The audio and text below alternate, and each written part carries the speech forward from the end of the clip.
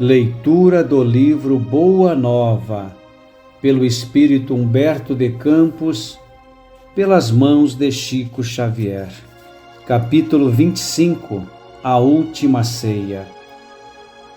Reunidos os discípulos em companhia de Jesus no primeiro dia das festas da Páscoa, como de outras vezes, o Mestre partiu o pão com a costumeira ternura. Seu olhar, contudo, embora não traísse a serenidade de todos os momentos, apresentava misterioso fulgor, como se sua alma, naquele instante, vibrasse ainda mais com os altos planos do invisível. Os companheiros comentavam com a simplicidade e alegria os sentimentos do povo, enquanto o Messias meditava silencioso. Em dado instante, tendo-se feito longa pausa entre os amigos pauradores, o Messias acentuou com firmeza impressionante: Amados, é chegada a hora em que se cumprirá a profecia da Escritura.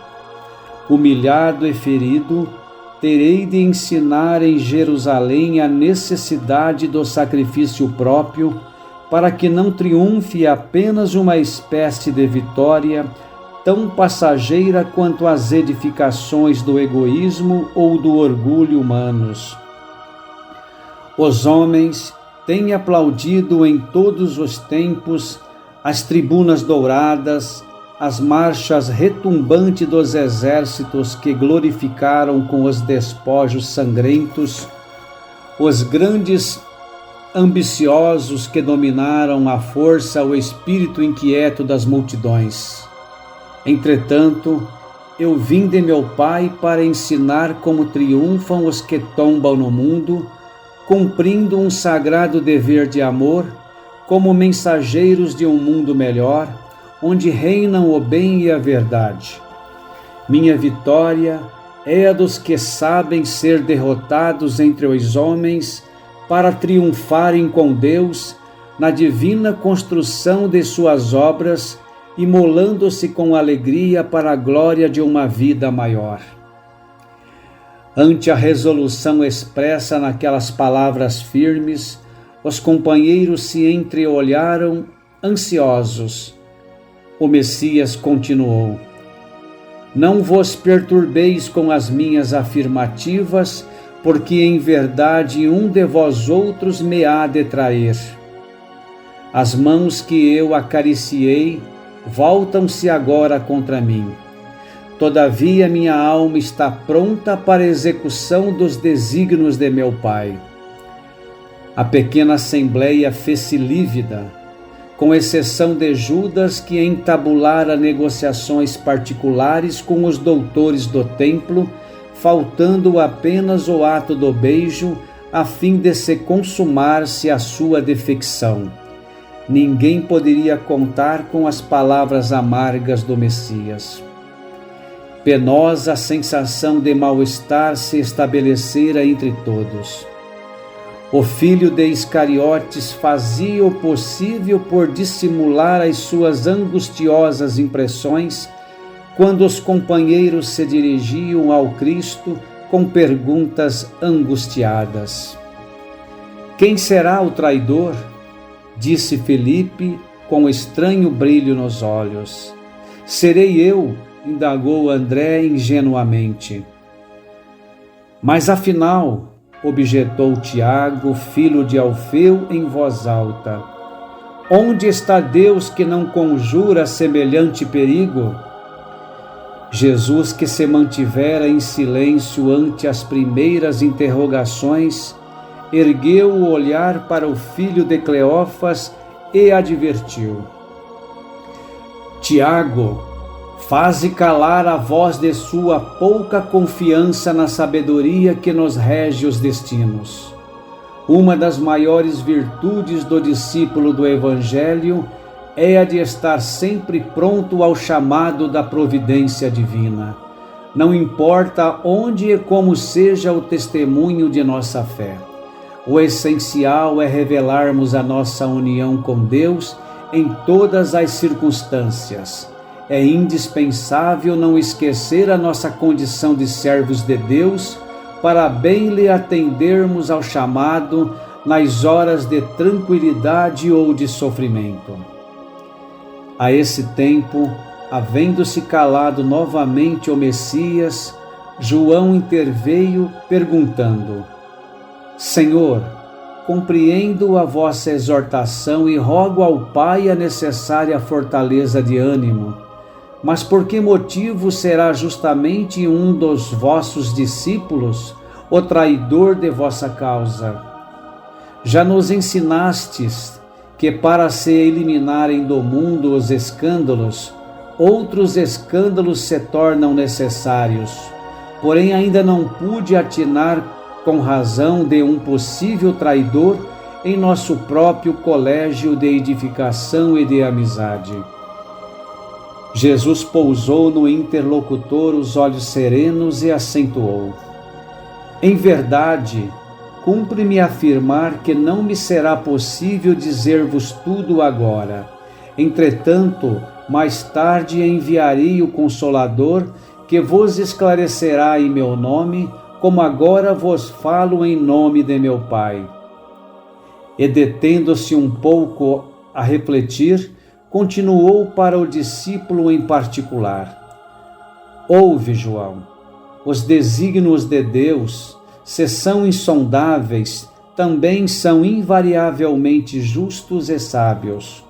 O escândalo desabrochará em nosso próprio círculo bem-amado, mas servirá de lição a todos aqueles que vierem depois de nossos passos no divino serviço do Evangelho. Eles compreenderão que para atingirem a porta estreita da renúncia redentora, hão de encontrar muitas vezes o abandono, a ingratidão e o desentendimento dos seres mais queridos. Isso revelará a necessidade de cada qual firmar-se no caminho para Deus, por mais espinhoso e sombrio que ele seja. O apóstolo impressionara-se vivamente com as derradeiras palavras do Mestre e passou a meditar sobre seus ensinos. As sensações de estranheza perduravam em toda a assembleia. Jesus, então, levantou-se e, oferecendo a cada companheiro um pedaço de pão, exclamou: Tomai e comei, este é o meu corpo.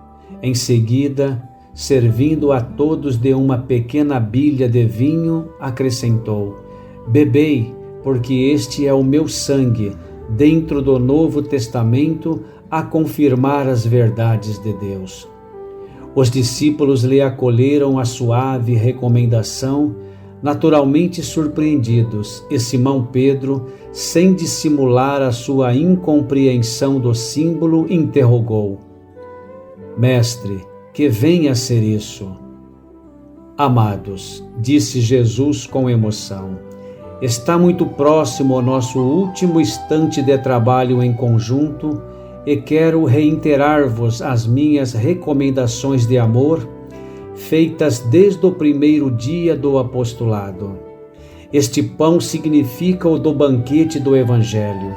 Este vinho é o sinal do Espírito renovador dos meus ensinamentos. Constituirão o símbolo de nossa comunhão perene no sagrado idealismo do amor com que operaremos no mundo até o último dia. Todos os que partilharem conosco, através do tempo, desse pão eterno e desse vinho sagrado da alma, terão o Espírito fecundado pela luz gloriosa do reino de Deus, que representa o objetivo santo dos nossos destinos.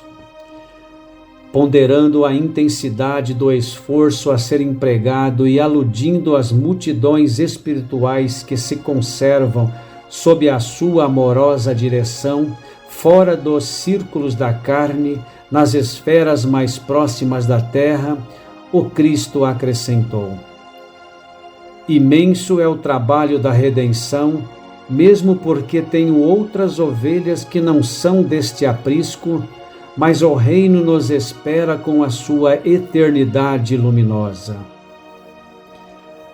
Altamente tocados pelas suas exortações solenes, porém maravilhados ainda mais com as promessas daquele reinado venturoso e sem fim, que ainda não podiam compreender claramente, a maioria dos discípulos começou a discutir as aspirações e conquistas do futuro. Enquanto Jesus se entretinha com João em observações afetuosas, os filhos de Alfeu examinavam com Tiago as possíveis realizações dos tempos vindouros, antecipando opiniões sobre qual dos companheiros poderia ser o maior de todos quando chegasse ao reino com as suas inauditas grandiosidades. Felipe afirmava a Simão Pedro que depois do triunfo todos deveriam entrar em Nazaré para revelar aos doutores e aos ricos da cidade a sua superioridade espiritual.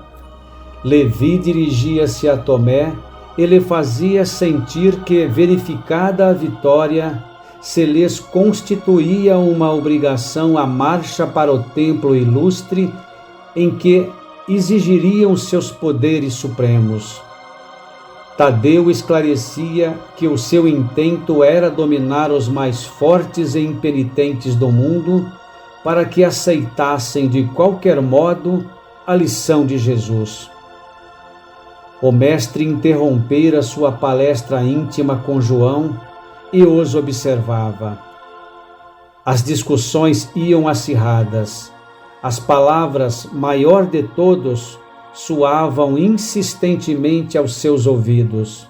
Parecia que os componentes do sagrado colégio estavam na véspera da divisão de uma conquista material e, como os triunfadores do mundo, cada qual desejava a maior parte da presa.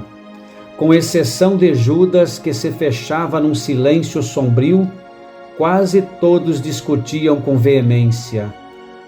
Sentindo-lhes a incompreensão, o mestre pareceu contemplá-los com entristecida piedade.